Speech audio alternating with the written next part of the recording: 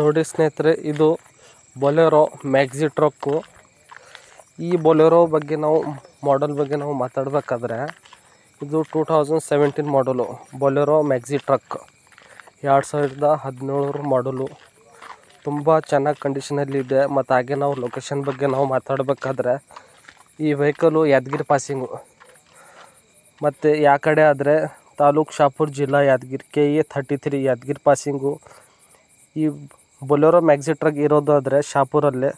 ಹಾಗೇನು ಓನರ್ಶಿಪ್ ನೀವು ನೋಡ್ತಾ ಇದ್ದಿರಬೇಕು. ಫಸ್ಟ್ ಓನರು, ಗಾಡಿ RC ಕಾರ್ಡು ಫಸ್ಟ್ ಓನರ್ ಆಗಿದ್ದರೆ. ಗಾಡಿ ಮಾತ್ರ ತುಂಬ ಚೆನ್ನಾಗಿ ಇಟ್ಕೊಂಡಿದ್ದಾರೆ ನೋಡಿ ಸ್ನೇಹಿತರೆ. ಶಾಪುರಲ್ಲಿ ಇರೋದು ಗಾಡಿ ಇವಾಗ.